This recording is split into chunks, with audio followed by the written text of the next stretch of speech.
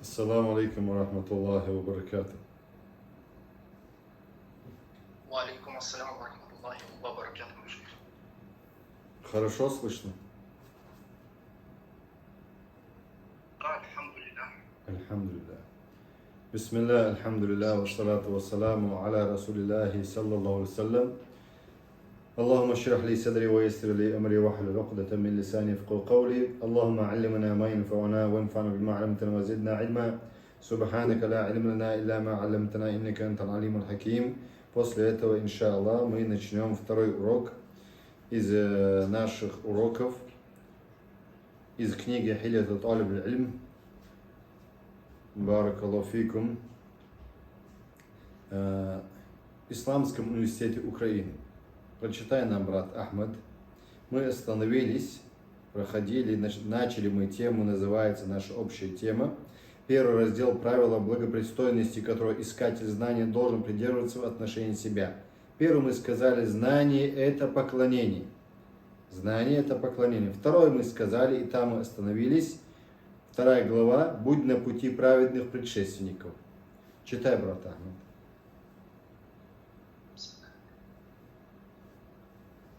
Следуй по пути праведных предшественников.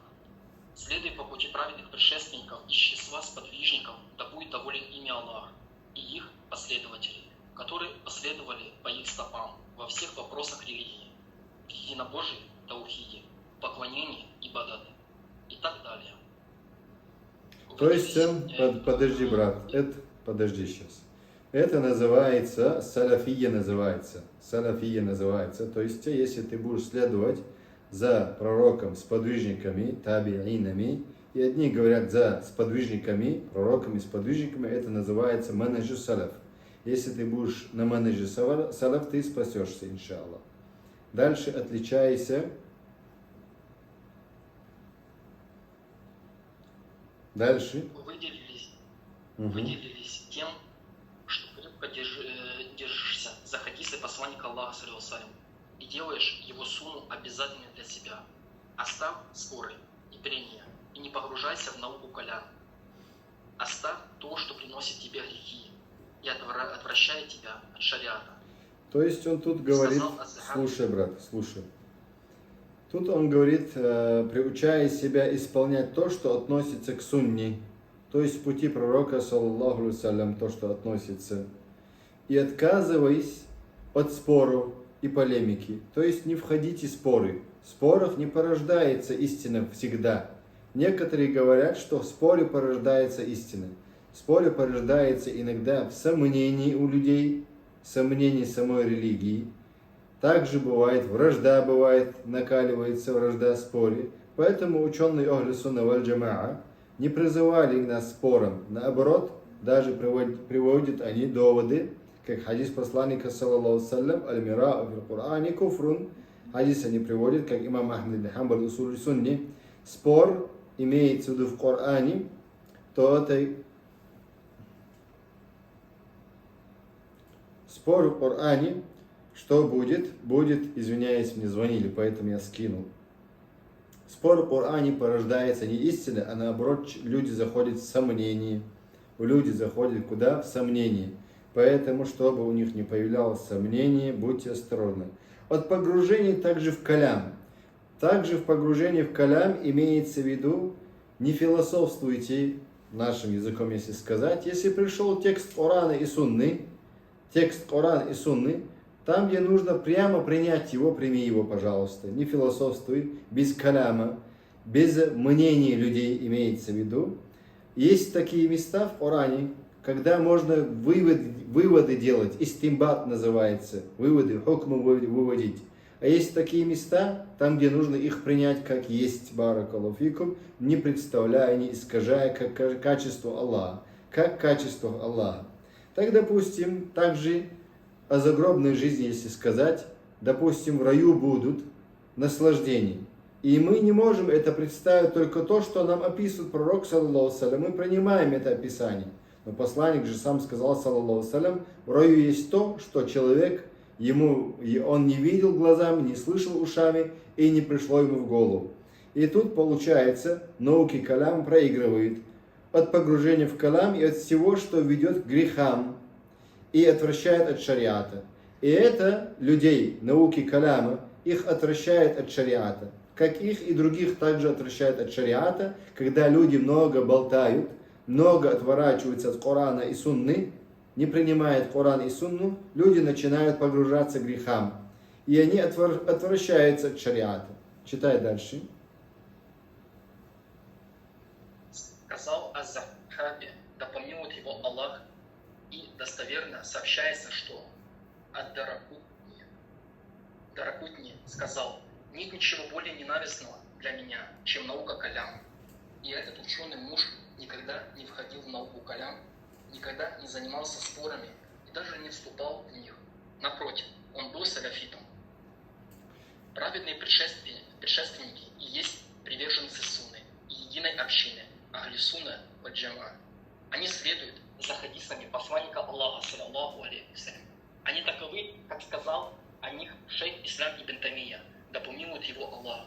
Приверженцы сунны, Ахли Сунна, лучшие из мусульман, и они лучшие люди в своем отношении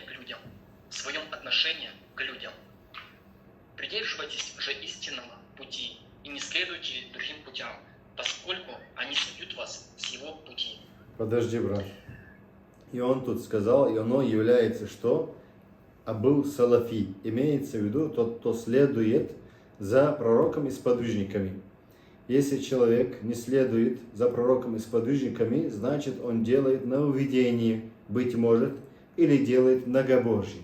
Если он не искренен в своих видах поклонений, если он лицемер, если он показушник, то тогда он проявляет маленькое многобожие.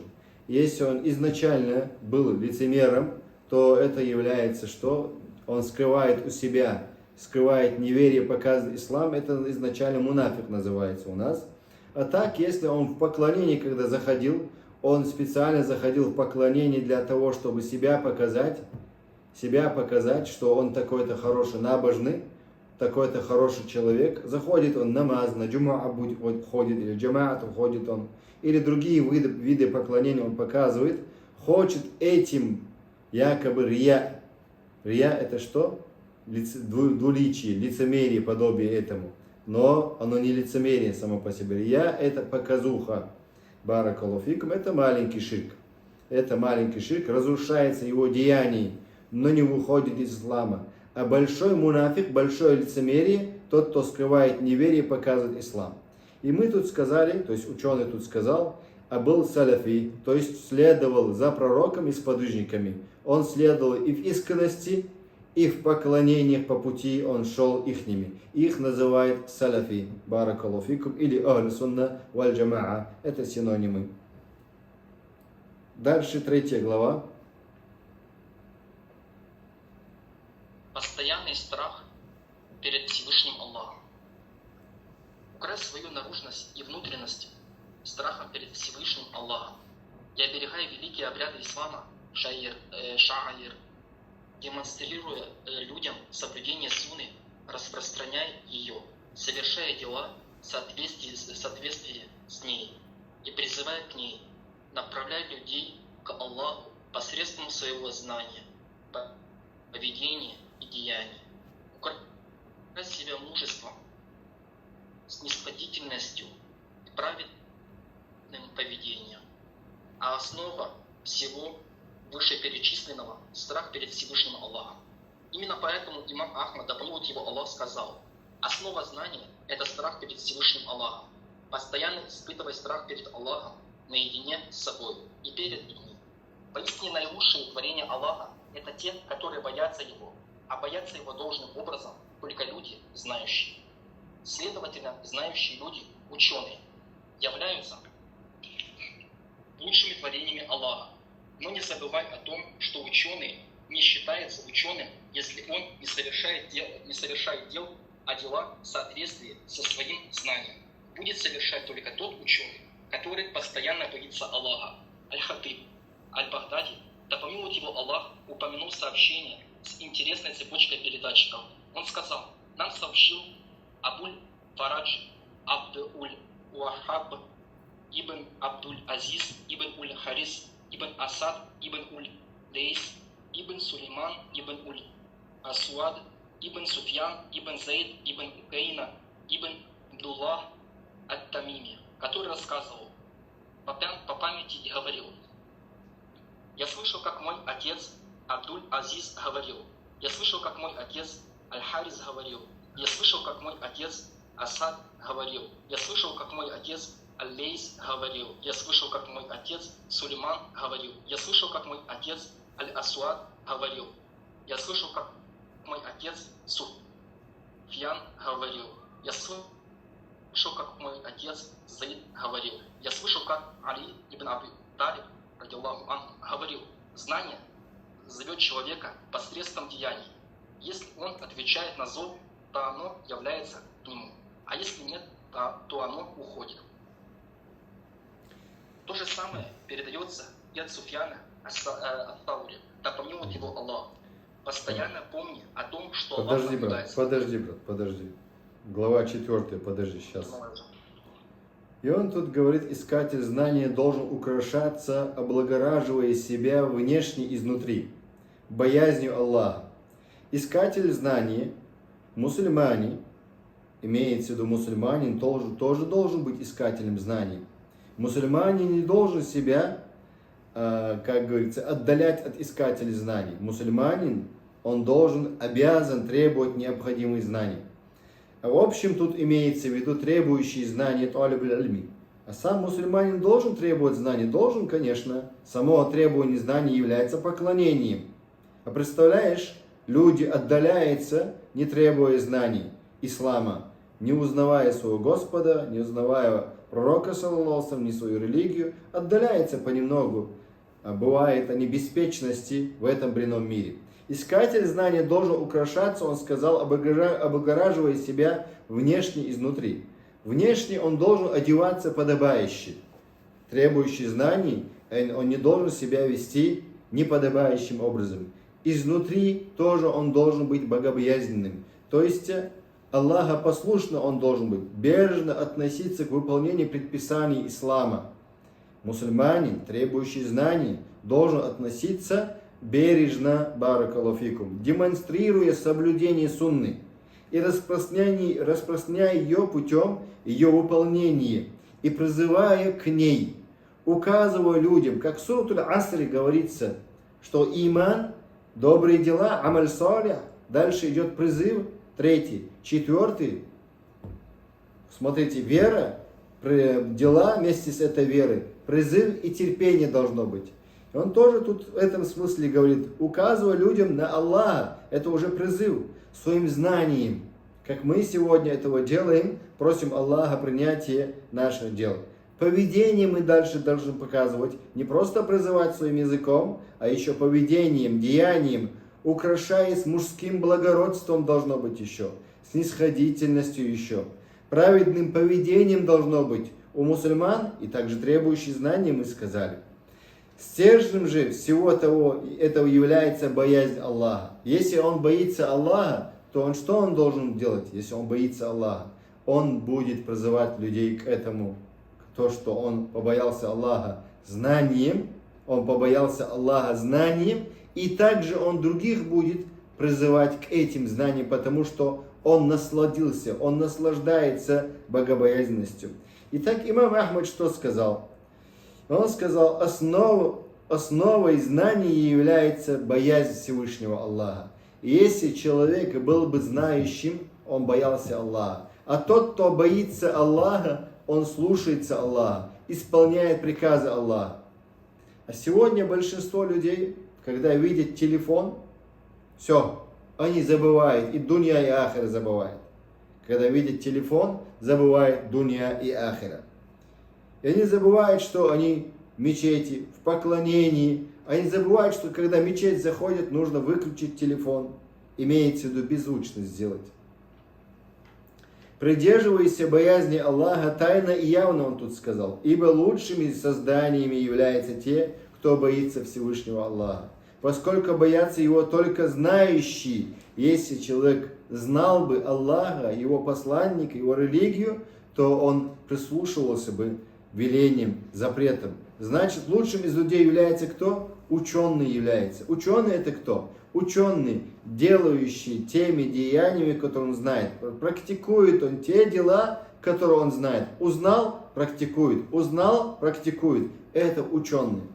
Ученый не тот, кто много выучил книг, а ученый тот, кто не дипломы получил, не докторские получил, а тот, кто практикует знания ислама, и его называют ученым. Но помни, что ученый считается ученым только в том случае, если совершает деяния. А совершает деяния в соответствии со своим знанием только тот, чьей постоянной спутницей является боязнь Аллаха. И 4 главу прочитаем. Постоянно помни о том, что Аллах наблюдает за тобой. Украсть себя постоянным чувством контроля со стороны Аллаха Всевышнего и тогда, когда ты один, и тогда, когда ты перед людьми. Иди к своему Господу между чувством страха и чувством надежды, ибо поистине страх и надежда у мусульманина подобны двум крылам птицы. Полностью устремись к Аллаху, и пусть сердце твое наполнится любовью к Нему.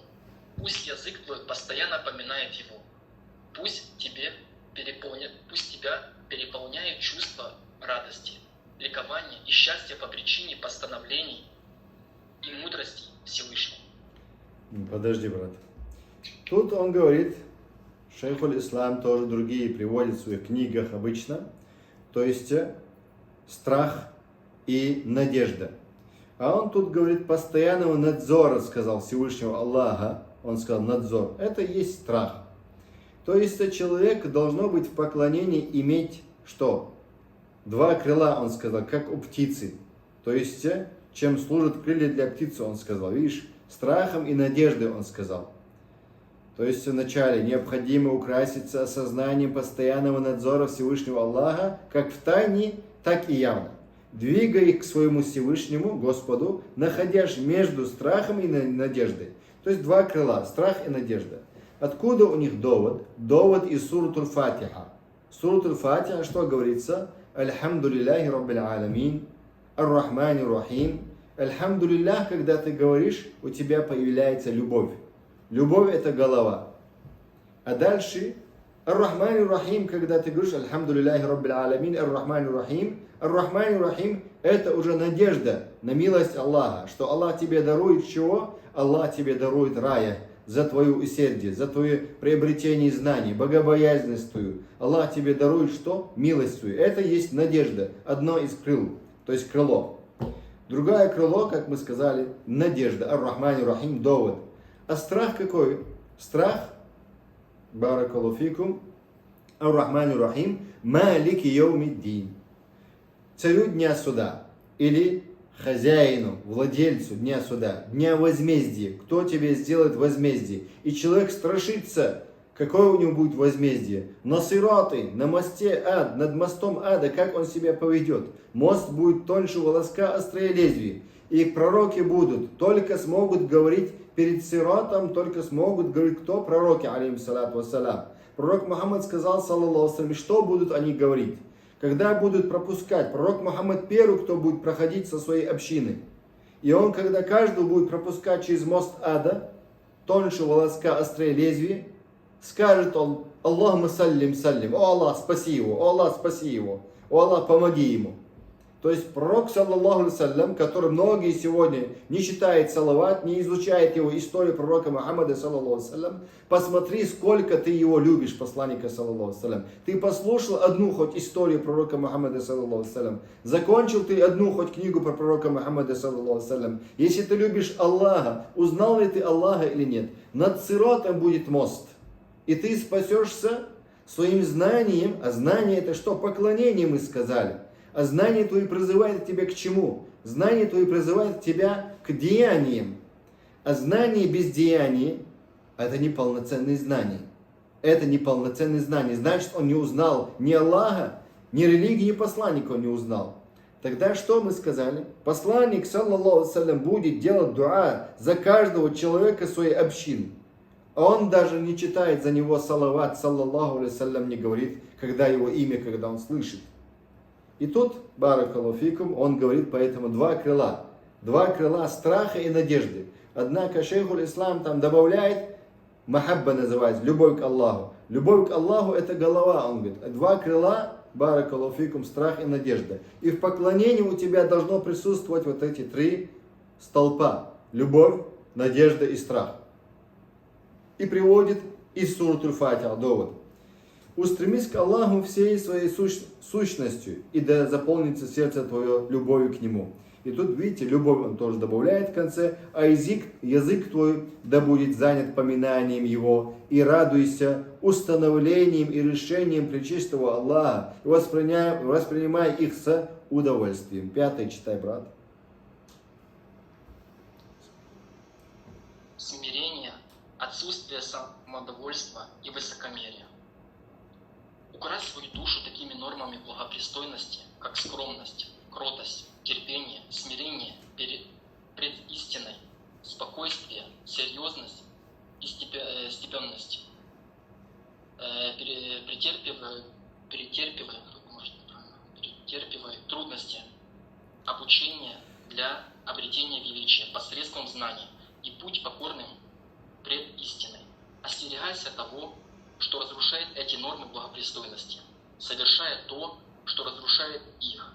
Ты не только совершаешь грех, но и свидетельствуешь, что в твоем разуме есть недуг, а также лишаешь себя знания и деяний в соответствии со знанием. Остерегайся самодовольства, ибо самодовольство есть лицемерие и высокомерие. Пришло множество преданий, указывающих на то, как предшественники остерегались самодовольства. К наиболее удивительным преданиям относится то предание, которое привел Аз-Захаби, да помилует его Аллах, в биографии Амра ибн Асуада Аль-Анси,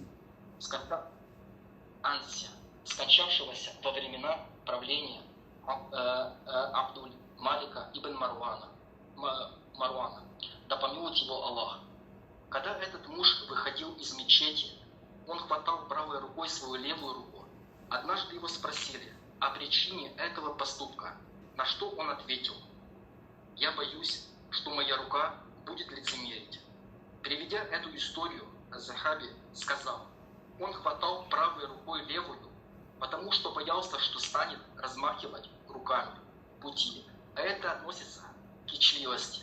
Остерегайся также недуга тиранов, высокомерия. Поистине высокомерие, алчность и зависть – это первые грехи, которыми ослушались Аллаха. Если ты грубо отвечаешь своему учителю, то это и есть высокомерие. Если ты пренебрегаешь брать пользу от того, кто ниже тебя, то это есть высокомерие. Если ты не совершаешь деяния в соответствии со своим знанием, то это и есть грязь, высокомерие и символ лишения. Подожди, брат. Знание – это... Подожди. Украсть себя, он сказал, смиренность и отказ от хвастливости и высокомерия. Это то, что многих сегодня губит. Смиренность, таваду, скажем, то есть смиренность, покорность, спокойность. Отказ от хвастливости и высокомерия. Сегодня некоторые, чтобы достигнуть, как говорится, да, известности, стараются разным путем. Стараются, валь-аязу билля, одна из болезней сегодняшних многих людей, не скажем просто требующих знаний, а скажем общим, всех людей можно сказать, все стараются быть известными. А известность, для чего он хочет этого сделать? Не ради Аллаха, чтобы защитить ислам и мусульман. Он хочет быть известным, быть хвастливым, высокомерие, из-за высокомерия, конечно. И украсть себя благопристойными душевными качествами, он говорит, такими как воздержанность, чистота целомудрия, сдержанность, терпение и смирение перед истиной. Когда приходит истина, кто бы тебе ее не принес, кто бы он ни был, мусульманин должен быть готовым принять ее. Как от Иблиса, алейхи ма ястахикку мин Аллах, как от Иблиса приняли аятул курси, но подтвердил кто этот аятул курси? Пророк Мухаммад, саллаллаху алейхи, что сказал он? Что он прав, хоть он сам является лжецом. Посланник Аллаха что сказал сподвижнику? Он прав? Да. Аятуль Курси остерегает человека от шайтана. Если ты читаешь его утром и вечером. Если ты не читаешь Аятуль Курси утром и вечером, ты не сможешь спастись от шайтана у джиннов. Но от людей шайтану ты спасаешься этим Аятуль Курси? Нет. Тебе нужно избегать от людей. Быть подальше от людей шайтанов. Есть люди шайтаны. Есть джинны шайтаны. Джин-шайтан уходит, когда ты читаешь Аятуль Курси.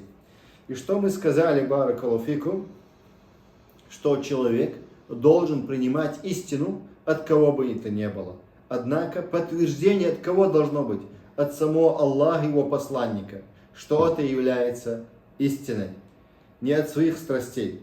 И теперь смирение перед истиной, почетным спокойствием, проявляющимся степенности, серьезности, уравновешенности, имеется в виду смирение, кротости, перенести смиренность, обучение ради величия знаний и будь покорным истине. И так дальше, баракаллаху фик, читай, брат, дальше, там, где мы остановились. Знание – это враг для юноши высокомерного, подобно тому, как ручей – враг высокого места. То есть знание – это враг кому? Знание – это враг кому, ты сказал? Да, враг для юноши высокомерного. Да. Знание, если он высокомерный, он не сможет получить знание. Человек высокомерный не сможет получить знание ислама. Баракаллаху фикум. Почему? И он тут приводит пример, иншаллах, прочитай. Припади к земле, да помилуй тебя Аллах, считай свою душу ничтожной, когда она стремится к высокомерию, заносчивости, желанию славы или обольщению собой. Все эти недуги уничтожают знания, устраняют благоговейный страх перед ним и тушат его свет. Тут смотри, брат, у меня тут приводится: знание недостижимо для высокомерного. Знание недостижимо для высокомерного, так же, как водный поток не достигает вершин. Вода же не идет вверх по горе, а с горы вниз идет обычно вода у нас. Также знание высокомерным не пойдет. Если ты из-за высокомерия своего не спрашиваешь своего учителя вопрос, если тебе твой, как говорится, стыд, ты стесняешься, допустим, говорит, мне стыдно. Да нет, нужно приобретать знания. В знаниях ты не должен стыдиться, не нужно быть высокомерным. Если человек высокомерный или стыдится, ему стыдно спрашивать, то он не получит знания. Так же, как водный поток не достигает вершины, он сказал. Продолжай. Каждый раз, как увеличится твое знание или властная должность, то вспомни об этом, и тогда ты обретешь величайшее счастье, а такое великое положение, которому будут завидовать люди. Сообщается, Подожди, что брат, сын подожди. великого имама. Подожди. Также ученые говорят, постоянно прижимая свой нафс, свою эго, имеется в виду, свое эго, к земле. Унижай себя перед Аллахом Субхану ва Та'аля. Будь покорен Аллаху, будь покорен, прижимай к земле, в молитвах будь, унижай себя перед Аллахом Субхану ва Та'аля. Не будь высокомерным, остерегайся одежды даже, которая тебя приводит к высокомерии. Братьям и сестрам тоже касается. Некоторые сестры думают, если они одевают хиджаб, то через хиджаб не приходит в высокомерие. И если тот хиджаб, который тебе приводит к высокомерии, избегай этого хиджаба, одевайся подобающей смиренной женщине. Итак, ломай, усмиряй, укращай свой нафс. Как только оно устремит свой взор в сторону высокомерия или заносчивости, желая быть на виду, или самодовольства, тогда нужно ломать свой нафс. Если человек не будет ломать свой нафс, свое эго, если не будет он ломать, и прочих пороков, если он не будет убирать от себя, убивающие знания на самом-то деле, уничтожающие его достоинство человека, уничтожает высокомерие. Итак, что будет? Баракаллаху фикум, тушащих света будет это. То есть это присутствует, если в человека, то значит тушит у него свет, нура у него не будет этого человека. Нур, который дарован Аллаху Субхану, Аллахом дарован. Аллах даровал знания людям, послал Коран и Сунну. Человек должен был приобретать эти знания, практиковать, жить по этим знаниям, поклоняться Аллаху Субхану Ва Тааля. Да, мы все грешим. Маленькие грехи все люди делают, да. Однако больших грехов ты должен постоянно избегать. Чем больше знаний ты обретешь или более высокую должность займешь, тем усерднее придерживайся этого совета. Унижай себя. Если ты захотел, допустим, лучшую, высшую одежду, возьми только среднюю. Унижай свой нафс. Имея возможность на это, имея богатство на это. Скажи, нет, средний, остальное я сделаю садака, быть может, сделаешь садака остальным. Тем усерднее придерживайся этого совета, и тогда ты обретешь величайшее счастье и степень, которой позавидуют люди. Ты будешь аскетом на самом-то деле, имея богатство, если ты возьмешь среднее, баракалуфик, будь это в одежде или в еде, в питье, в жилье, будь средним постоянно, баракалуфик. Читай дальше.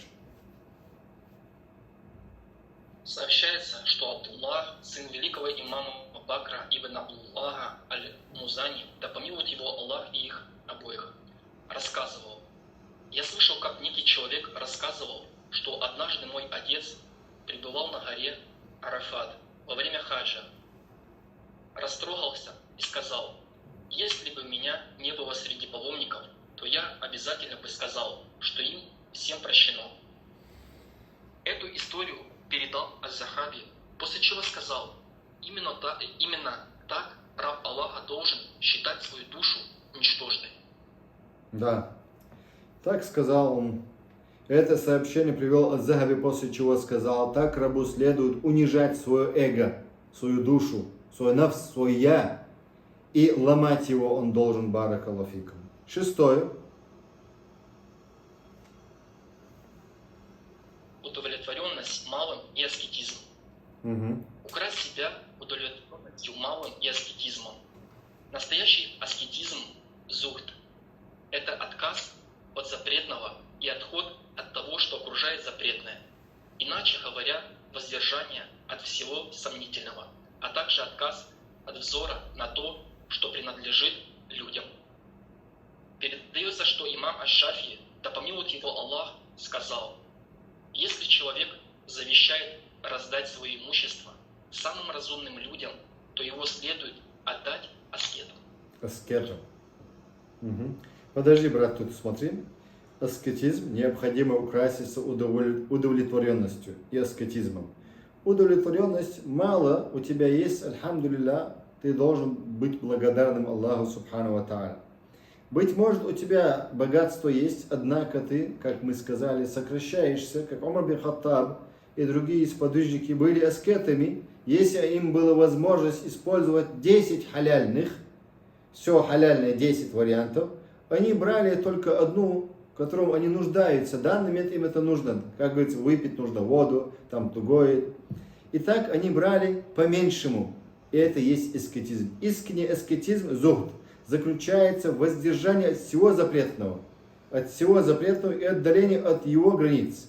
Путем отказа от сомнительного, даже от дозволенного, потому что, будучи в достатке, у них есть возможность, достаток есть уже, они нуждаются, они отказывались от дозволенного, а также в том, чтобы не засматриваться на то, чем владеют люди. То есть, вот у человека последняя модель машины, да, и ты там сидишь, завидуешь черной завистью.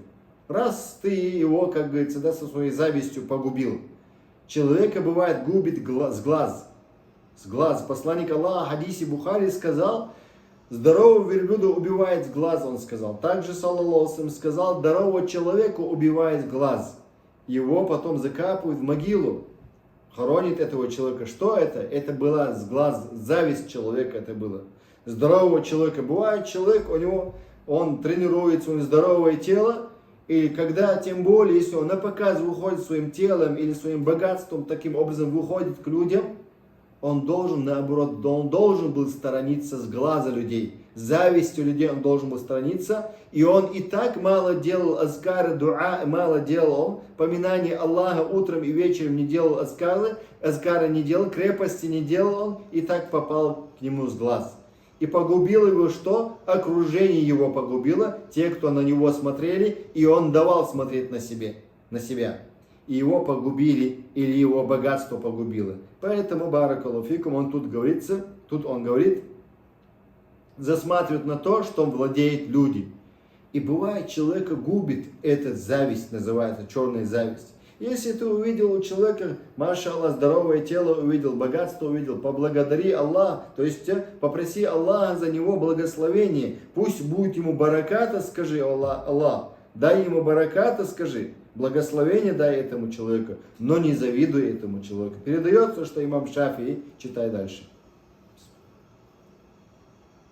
Сообщается также, что однажды Мухаммад ибн Хасану Шейбани, да помилует его Аллах, сказал: «Почему бы тебе не написать книгу об аскетизме?» Он ответил: «Поистине я уже написал книгу о торговле». Он имел в виду, что аскет – это тот, кто остерегается всего сомнительного и нежелательного в торговле и во всех видах взаимоотношений с людьми и во всех ремеслах. Таким образом, искатель знания должен вести умеренную жизнь, которая не извратит его. С одной стороны, он должен беречь себя и свою семью, а с другой – не встретить унижения и позора. Наш шейх Мухаммад Аль-Амин Аш-Шинкити скончался в 1393 году по хиджре. Да помилует его Аллах, Всевышний мало интересовался ближней жизнью. Я сам видел, что он не знал стоимость бумажных денег. Однажды, беседуя со мной, он сказал: «Я приехал из Мавритании с таким сокровищем». Мавритания это Шинкит называется у них. Хорошо? Когда я приехал из земли Шинкит, это Мавритания. Да. Я имею в виду удовлетворенность малым. Если бы я желал получить какую-либо должность, то получил бы ее. Однако я не отдаю предпочтение ближней жизни над последней обителью. И я не буду использовать знания для достижения мирских целей. Да помилует его Аллах своей обширной милостью. Аминь. Тут он говорит, видите, Мухаммад ибн Хасан аш-Шейбани, да смилуется над ним Аллах, когда его спросили, не собирается ли он написать книгу о зухде, аскетизме, сказал: я уже написал книгу о торговле, говорит. Он имел в виду, что аскетом является тот, кто остерегается всего сомнительного, нежелательного в торговле, а также во всех других взаимоотношениях в ремеслах. Так позже искатель знания будет умеренным в своем материальном быту. То есть в бытовых вопросах, обычно в мирских вопросах, человек должен быть умеренным, средним он должен себя вести. Как бы он ни был богатым, он должен вести себя средне, баракаллаху фикум, чтобы не опорочить себя, оберегая себя и тех, кто находится на его содержании, избегая того, что может стать причиной унижения и бесчестия. И бывает, когда человек переходит границы и становится, баракаллаху фикум, хоть халяльные, это халяльное само по себе может быть сам товар, однако исраф в исламе запрещается. Исраф, это имеется в виду халяль товар, однако им не было надобности покупать это. Быть может, человек, допустим, покупал, один человек, одному я сказал: почему ты купил машину за такую дорогую цену? 450 тысяч долларов это было. Оказывается, он занимался куплей-продажей машинами. Он покупал и продавал, и наваривался, как говорится, на этом. Продавал он, навариваясь. То есть доделывал он машину, навороты какие-то ставил и продавал таким образом. Это его бизнес был, оказывается. Бывает такой для бизнеса, ему нужно. Наш шейх Мухаммад Амин аш-Шинкити, у него есть хорошая книга, также тафсиры, Адва аль-Баян называется. Он скончался в 1393 году хиджри. И он, как он тут сказал, я видел, что он даже не разбирался в достоинстве вида бумажных купюр. Он не разбирался в деньгах, до такой степени был отдаленный от мирских вопросов. То есть в Мавритании вы знаете, как люди живут скромно. Когда я приехал из земли Шинкит, он говорит, Со мной было сокровище, богатство, которым мало кто обладает. Неприхотливость и умеренность, если бы я захотел должностей и постов, то смог бы их добиться. Некоторые сегодня, наоборот, стараются быть на посту каком-то, стремятся они к постам. А другие аскеты, люди, мусульмане, альхамдулилля, знающие люди, стараются избегать постов, потому что эти посты, баракаллаху фикум, из мира этого. И также не возвращается большинство благодарностью. То есть Аллах Субхану ва Тааля, быть может, ему даст награды, однако люди бывают неблагодарные. Но поэтому, баракаллаху фикум, изначально нужно сделать намерение ради Аллаха, не ждать, как говорится, благодарность от людей. Однако само по себе мирское нужно избегать. Если есть необходимость, без вашего присутствия не двигается, как говорится, организм мусульман, единое тело мусульман, тогда придется. И тут он говорит: я не могу отдать земной жизни предпочтение перед жизнью вечной и не променяю знаний на земной удел. Итак, они оставляли земные вопросы, мирские вопросы оставляли, и, баракаллаху фикум, придерживались больше ахирата, имеется в виду религиозного вопроса. Пусть Аллах дарует ему обширную милость. Аллахума амин и всем нам. Есть у вас вопросы, спрашивайте.